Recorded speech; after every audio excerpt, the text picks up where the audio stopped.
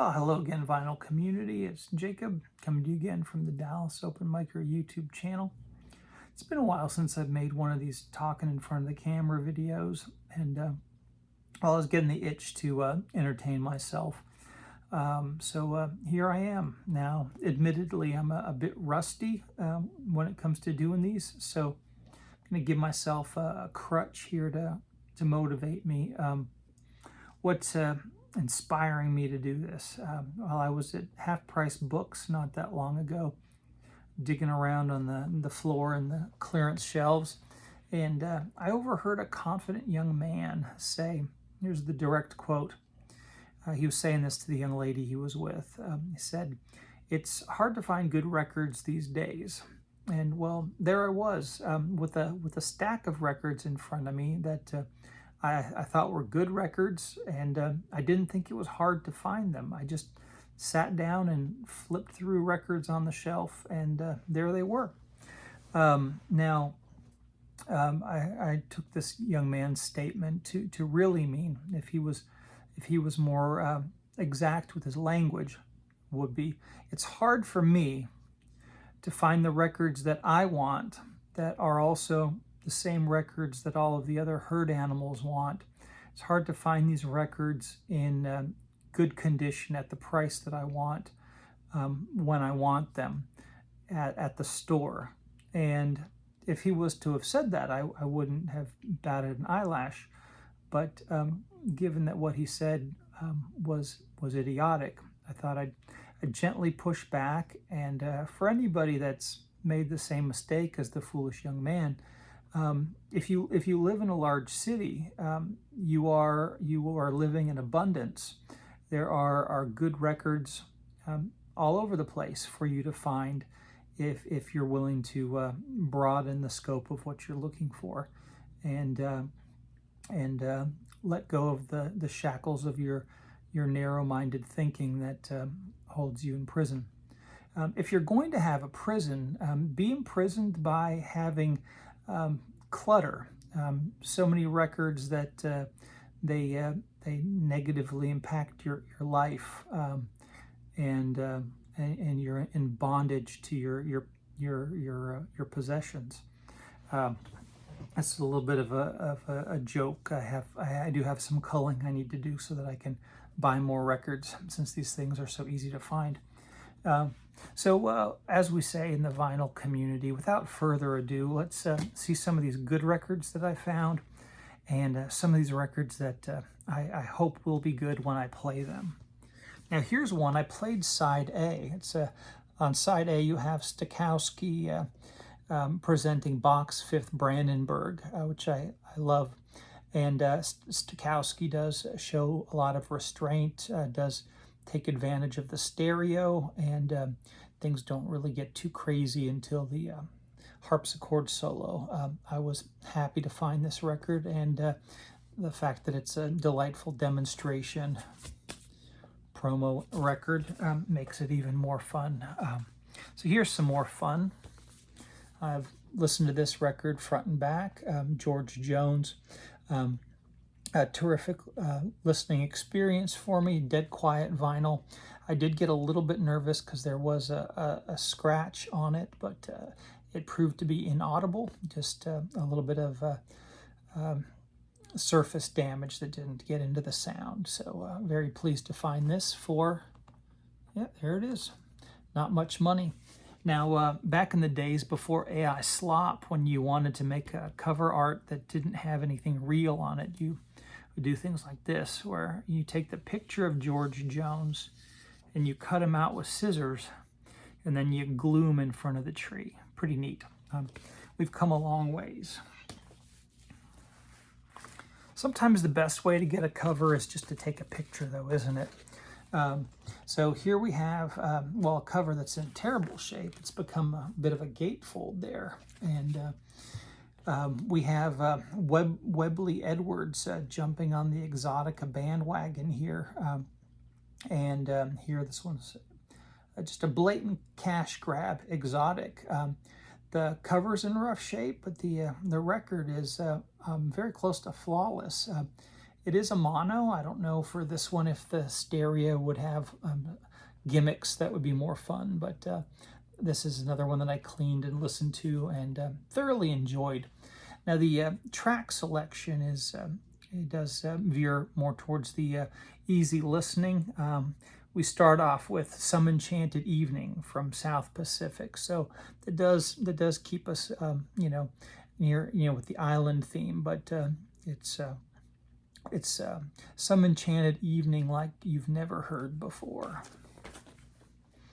Now let's leave the islands and blast off into the space age here. Usually I'm not going to be tempted to pick up these sampler records unless they're in pristine condition and have a fantastic cover, and this one here meets both of those qualifications or requirements. This one here does have an appearance from Gene Vincent and Speedy West. Wonderful cover. This rocket here, if you don't recognize it, it does tell you on the back that this is the Air Force Thor Able Vehicle Boosted. Oh, anyway, this is the rocket that sent the Explorer 6 into orbit. All right, back down to Earth. We've got Michelle Shocked. I enjoy the jazzy numbers on this record quite a bit, and this is a radio station copy. It is a promo, and there is some space here that was provided for the DJs at KUTE, which was the college radio station from University of Utah. And let's hear what these college kids had to say. There's someone that does really big all caps, takes up several lines here. God is a real estate developer, is a real gasser. And then in small caps, great stuff, 2 exclamation marks. Play together with Lyle Lovett's recent album for a perfect match. Well, there you go. They've got great programming for you. Now we're getting into Rob Walker's neck of the woods. We've got Ewan McCall, everybody's favorite communist, and Peggy Seeger. Got Ann Richards. I don't know if she was married to Stan Kenton at this time, but I was happy to find this. Now Stan Kenton's Wikipedia article, if you've ever read that one, will change the way you think of him, but I'm happy to buy that one for Ann Richards there. Yeah. Too Much. Here we have fake African tribal music here. This is offensively bad here in its taste, but the music is fun. Got Dionne Warwick's Little Sister on a white label promo. Oh, here was a really fantastic find that I think a lot of people would happily pick up if they were digging for it in the clearance. This was a very dirty copy, but it cleaned up nicely after a bath, and I was able to score myself a nice deal here with Green Onions. It's an original press. It sounds absolutely incredible. You may hear the sirens outside. That's the authentic sounds of Dallas for you. Here's one I'll never pass on if it's in good shape. Always have to settle for the Ventures cover of Telstar here in the States, but happy to pick this one up. Looks like it's just about unplayed. A lot of times these Ventures records, they do look like they partied hard. A little bit irritated by that, but hey, I got a deal there, didn't I? All right, got a $5 record for $2. Here's a unexpected treasure there. My favorite harpsichordist, Gustav Leonard. Not one of the top audiophile classical labels here, but Gustav Leonard playing Bach's Goldberg variations. I've got the the Vanguard recordings of this from Gustav, and happy to add this to the collection. Got some more cool stuff here. Nice first pressing here of Junior Walker with Shotgun. There's a song everybody's got to love. Whether you like shotguns or not, you know, that's an infectious hit there. What made Milwaukee famous is gone out of business there. There is redemption after disgrace for Jerry Lewis here on the Smash label. The upgrade copy of that one there. That was an upgrade, and another upgrade. The double set. What a steal here. Again, fantastic stuff that nobody wants. Jerry's Sister with Robbie Folks. This, of course, is a much newer album. See, it's been marked down, and it's on this red vinyl. Minty condition there. Another beat up cover, but some fun stuff. We got Wipeout. The says it's the original hit version. Sounded terrific. Oh, look at that. Rachmaninoff plays Rachmaninoff, and look at that, how pristine and white this cover is. There's just something exciting about seeing a cover that survived the decades and kept itself so clean.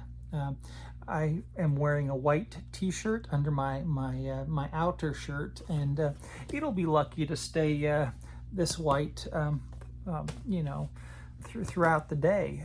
I did have to change my pants earlier today. I was drinking coffee on the couch, and I spilled my coffee on myself while I was wearing shorts, and it was hot enough that it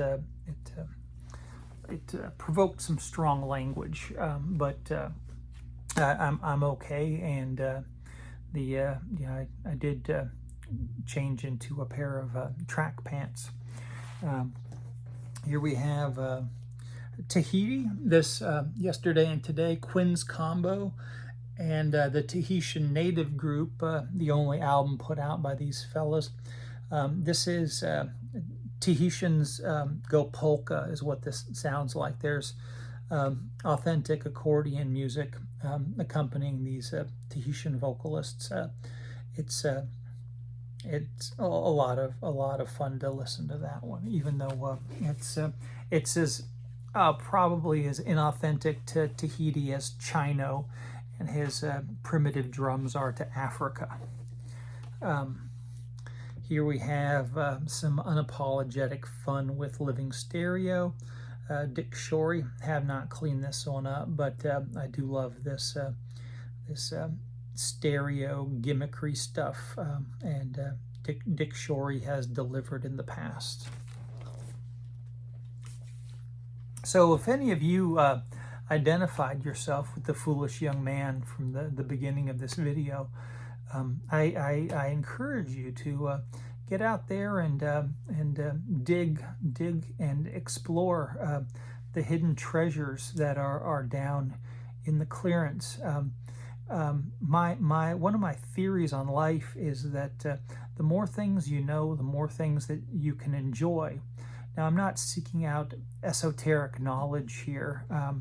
I'm just trying to appreciate more and discover more, like the Phase 4 stereo music for Secret Agents. I watched a Secret Agent movie this evening. I had the soundtrack. I've read the book. And earlier tonight with the wife, I watched the Ipcris File movie with Michael Caine and all of his eye makeup. And the movie was awful. It was wooden and plodding, and it had, they try to build this as the thinking man's anti-Bond, and this brainwashing torture device that they added for the movie was just slop, low IQ garbage. And you know, the book was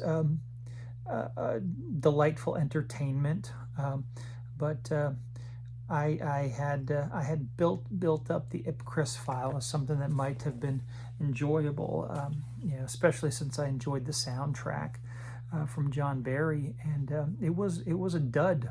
And well, there you have it. You know, life does have disappointments, but you bounce back, and what can you do to make yourself feel better?